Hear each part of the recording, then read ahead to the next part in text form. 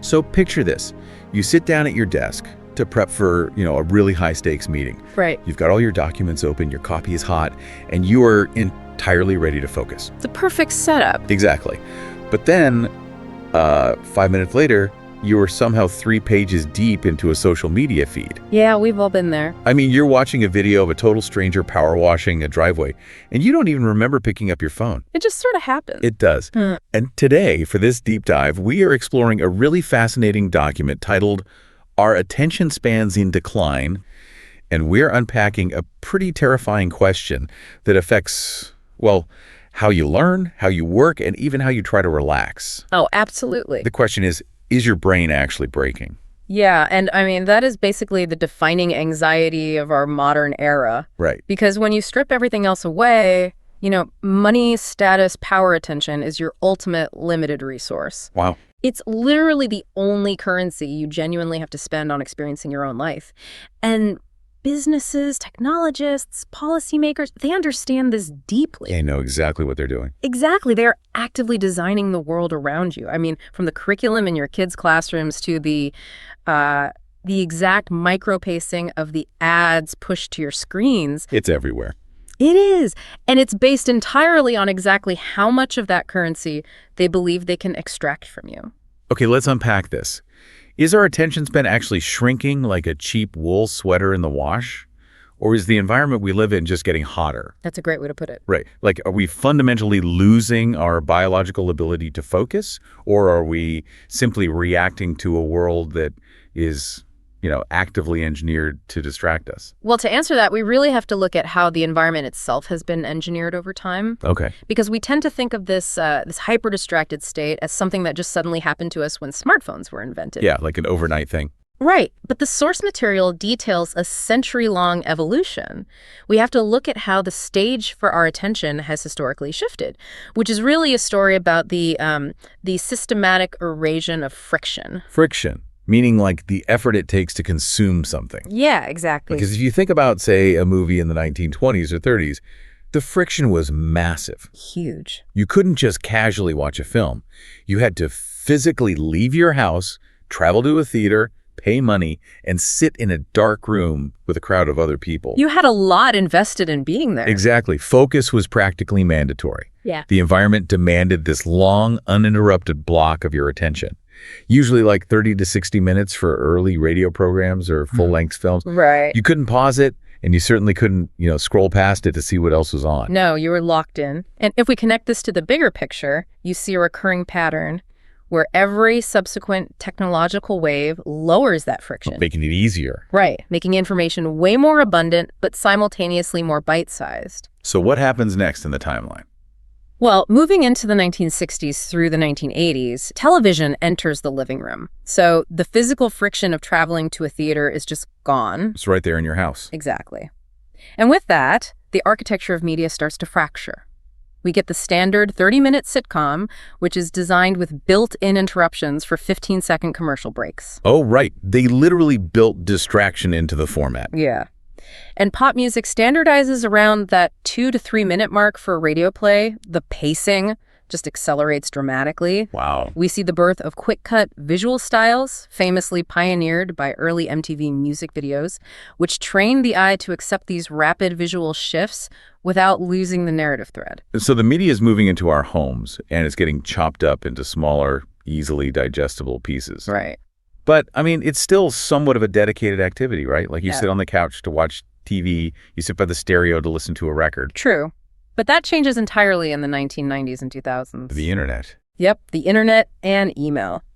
This era introduces a profound behavioral shift, the concept of multitasking. Doing everything all at once. Or trying to, anyway. We began attempting to run parallel cognitive processes. You are browsing the early web while listening to a downloaded song. Yeah. You are waiting for an email to load while watching the television in the background.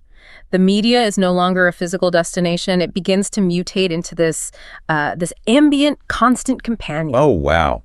Ambient companion. Yeah, so the friction of waiting, even for just a few seconds, is suddenly filled with secondary media consumption. And that ambient companion becomes totally portable once the smartphone drops, which leads us right into the 2010s and today. Exactly. We enter the era of micro-content. I mean, we aren't talking about 30-minute sitcoms or even 3-minute songs anymore. Not at all. We are talking about 15-second TikToks, Instagram Reels, and platforms driven purely by AI recommendation algorithms. Yeah, the endless feeds. Right. The only goal of these engines is to serve you a hyper-personalized, endless stream of attention grabs, just to keep you engaged for one more swipe. Just one more. It feels like we've gone from sitting down for a family Thanksgiving dinner, which takes hours of prep and shared focus, to eating highly engineered fast food alone in our cars. That is a perfect analogy. You know, consuming thousands of calories in a matter of minutes without even tasting it. And that trajectory reveals something really crucial. Over the last 100 years, the stage for our attention has consistently shifted away from long communal experiences. Towards rapid, individualized snippets. Exactly. We are consuming vastly more discrete pieces of media every single day, but each individual piece requires just a fraction of the sustained focus. Which, honestly, given that heavy diet of fast-paced, individualized media, it makes total sense that you might look in the mirror and assume your brain is just fried. Right, it feels that way. And the scary statistics highlighted in the text seem to validate that fear.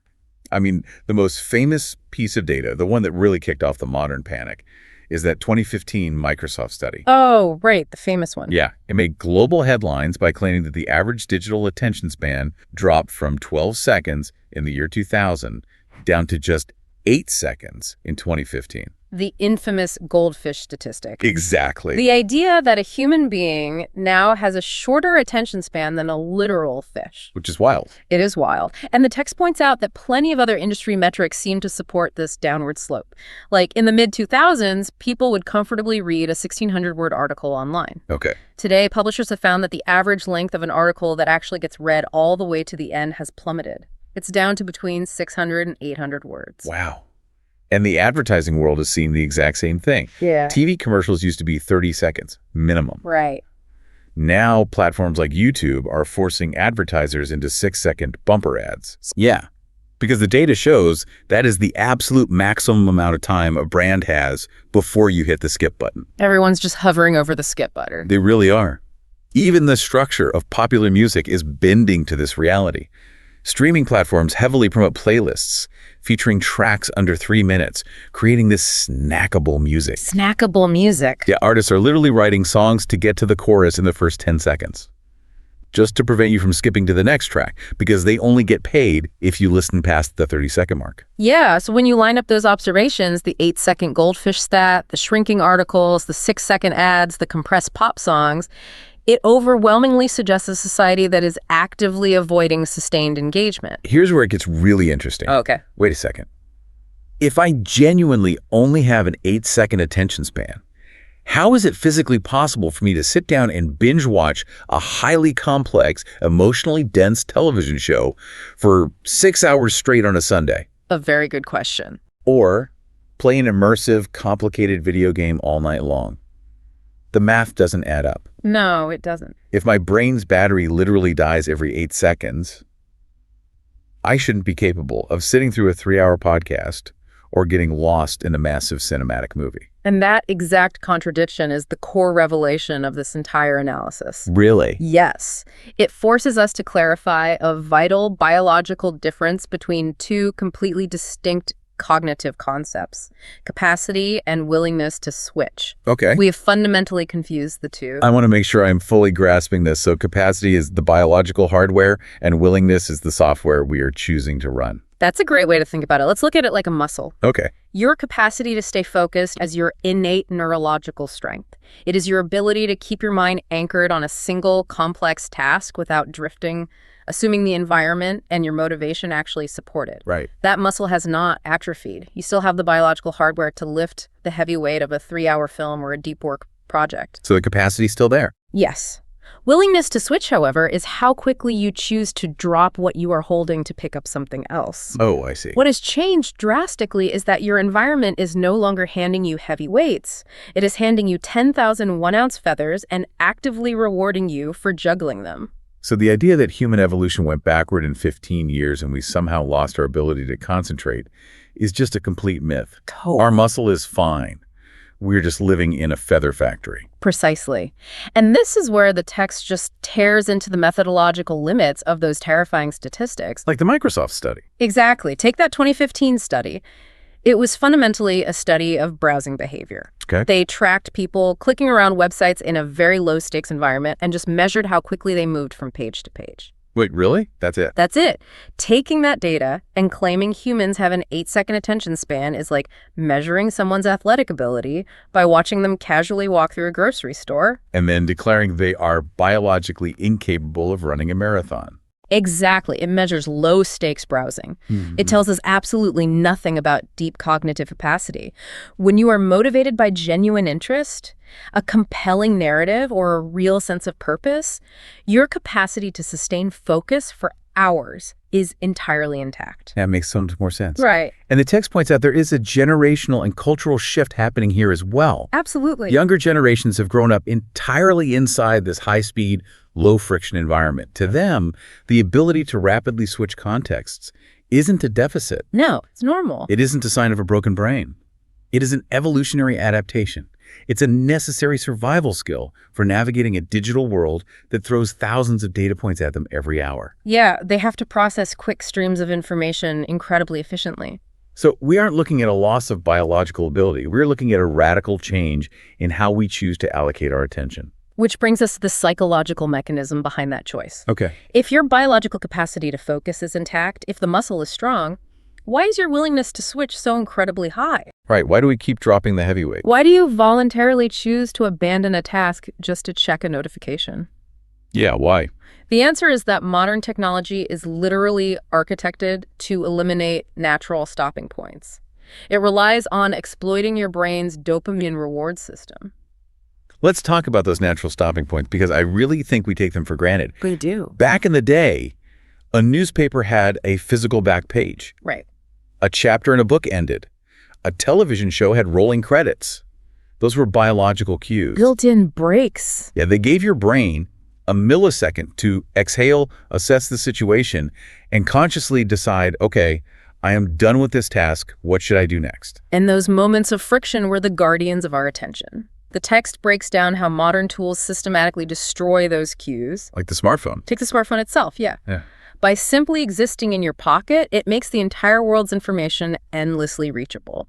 The physical barrier to entry for distraction is essentially zero. Zero friction. But the real manipulation happens with features like the infinite scroll on social media. Oh man, the infinite scroll is brilliant and totally insidious. It completely removes the friction of making a choice. It does. It exploits a psychological concept called the reward prediction error. Okay, what is that? Well, when you turn a page in a magazine, you know what is coming, the next page. Right. But when you scroll down on a feed, you don't know if the next post will be boring, mildly amusing, or literally the funniest thing you've ever seen. This is a slot machine. Exactly. That unpredictability causes your brain to release dopamine in anticipation of the reward. And because there is no bottom to the page, there is no natural cue to break the dopamine loop. Wow. The default state is no longer stop and decide. The default state is simply more. More. And if you somehow manage to break the loop and actually put the phone down, the architecture has a built-in retrieval system. Push notifications. Yes, the constant pings. They act as external demands on your attention. They actively interrupt your deep focus, forcing your brain to switch contexts repeatedly. It's like trying to stick to a strict diet while living inside a bakery where the cupcakes physically tap you on the shoulder every 5 minutes to remind you they exist. What's fascinating here is the role of AI in this architecture. How so? When you look at the infinite scrolls, the push notifications, and the algorithms, you realize that modern platforms are actually demanding more of our attention, not less. Right. The AI is constantly learning exactly what micro-triggers keep you engaged. It measures how many milliseconds you hover over an image. That is so creepy. It is. It creates endless closed feedback loops of hyper-personalized content, keeping you in what the text calls snack mode. Snack mode. Yeah, your brain isn't losing power.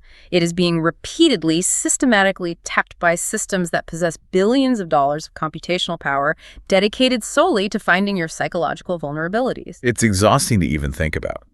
But humans aren't just passive variables in an algorithm. No, we aren't. We don't just sit there staring blankly while the machines extract our consciousness. Thankfully. The source text highlights that in response to this overwhelming architecture of distraction, a massive cultural and market correction is currently underway. Society is actually fighting back. We are seeing a profound immune response across multiple levels of society. Okay. The most immediate is the digital wellness movement. People recognize the drain on their cognitive resources and are actively adopting friction back into their lives. How are they doing that? They are using screen time limits, heavily customizing do not disturb modes on their operating systems, and utilizing mindfulness apps to basically retrain their brains to sit with silence. And you see this moving beyond just personal habits and into structural reforms too. Oh, absolutely. The text details how the education sector is literally introducing focus blocks into classroom schedules. Which is huge. They are actively teaching students mindfulness techniques, treating sustained attention not as a given, but as a skill that must be practiced and protected. And in the corporate world, major companies are running experiments with meeting-free days and designated email-free hours. Because they have to. Yeah, they're realizing that if they constantly interrupt their employees, no deep work ever gets done and innovation just stalls. And alongside these structural changes, there is a powerful, undeniable market demand for slow media. Slow media. Yes, while the algorithms push 15-second videos, there is a simultaneous massive boom in long-form content. Oh, true. Podcasts that run for hours are incredibly popular because they mimic deep, sustained human interaction, something our biology fundamentally craves. Right. There is a resurgence in long-form investigative journalism, and streaming platforms are seeing huge engagement with multi-part, really complex documentaries. And when the market doesn't self-correct fast enough to protect us, the text notes that regulatory bodies are stepping in. They are. Governments around the world are actively examining the mental health impacts of algorithmic feeds. They are drafting legislation that considers imposing legal limits on features like autoplay, or even restricting the sheer volume of push notifications an app is legally allowed to send. Yeah, it's getting serious. So I have to ask, are these trends, the digital wellness apps, the slow media, the email-free Fridays, are they just a trendy niche for productivity nerds trying to optimize their workflow? Or is this a genuine collective survival mechanism kicking in? This raises an important question, and honestly, the evidence points heavily toward survival mechanism. Really? Yeah, when a vital resource becomes overly depleted, in this case, our cognitive ability to synthesize information and create meaning, we naturally seek ways to conserve and protect it. Makes sense. The rise of slow media and digital wellness proves that we still deeply value and biologically require uninterrupted focus. It is a prompt for everyone listening to critically evaluate their own daily media diet. Are you passively allowing algorithms to feed you a continuous stream of snacks, or are you consciously seeking out the friction required to consume a full, uninterrupted meal? So what does this all mean? If we pulled together this historical journey from the 1920s cinema to the infinite scroll and look at the rebellion of slow media, what does the future actually look like for you? Well, according to the text, the future isn't a dystopian wasteland of zero attention. Thankfully. Nor is it a sudden return to reading encyclopedias by candlelight. It is a blended diet. A blended? A very highly engineered blend. Short-form content is not going anywhere. It will remain the dominant force for daily entertainment, quick news bites, and specifically advertising. Sure. The economics dictate it. It is incredibly cheap to produce, completely effortless to consume, and highly profitable for platforms that trade in volume. But the flip side is that long-form experiences are going to thrive for people who are actively seeking meaning, deep learning, or, genuine relaxation. Yeah. Books, documentaries, deep work sessions, immersive storytelling. These formats aren't dying. In fact, the tools we use to protect our attention for these activities will only get smarter. Right. The text forecasts highly advanced focus modes and AI assistants whose sole job is to ruthlessly block out digital noise so you can schedule deep work periods. We are moving toward a world where your attention isn't disappearing, it is just being strictly categorized. Categorized. Yeah, you'll have your quick switching skills for navigating the noise and your deep focus muscle for creating actual value. And that perfectly encapsulates why understanding this dynamic is so vital. Yeah. Knowledge is most valuable when it is applied. By simply understanding the mechanics of how these platforms exploit your reward prediction error, By visualizing the invisible algorithmic forces constantly pulling at your willingness to switch, you have already taken the first critical step toward reclaiming your autonomy. That's empowering. It is. You can recognize the physiological pull of the infinite scroll for what it is, a biological trick, and consciously choose to introduce friction back into your life. Listen, your brain is not broken. Oh, it is? You haven't lost the hardware to pay attention. You still hold the ultimate power to focus deeply on the things that matter to you. Yeah. But you can only harness that power if you actively design your environment. Right. You cannot passively default to the systems built by attention merchants and expect to keep your focus intact. Exactly. The power rests entirely in the conscious choice of your environment. Before we wrap up, I want to leave you with a final thought to chew on. Something that builds on this entire technological evolution we've been talking about. Okay, let's hear it. So the text notes that right now, AI is training us to stay hooked using 15-second hyper-personalized micro-content. It's keeping us in that shallow snack mode. Yep. But technology never stops evolving. What happens in the near future when AI becomes advanced enough to instantly generate a 10-hour, hyper-personalized, immersive virtual reality? Oh, wow. Right. What happens when an algorithm can generate a feature-length interactive movie or a deeply complex simulation tailored flawlessly to your exact psychological profile, your deepest desires, and your specific intellectual curiosities? That is a staggering possibility. It shifts the entire paradigm of distraction. Will our ultimate battle for attention no longer be against cheap, short, annoying distractions? Right. Will the real danger be an artificial long-form reality that is simply too perfectly tailored, too meaningful, and too fulfilling to ever want to leave? That is a terrifying thought. It makes you wonder, maybe our attention span isn't shrinking like a cheap wool sweater. Maybe the temperature in the room is just going to keep getting hotter and the digital illusions are only going to get more profound and comforting. Something to think about. Definitely think about that the next time you unlock your screen.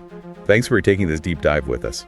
Until next time, keep exploring, keep questioning, and keep diving deep.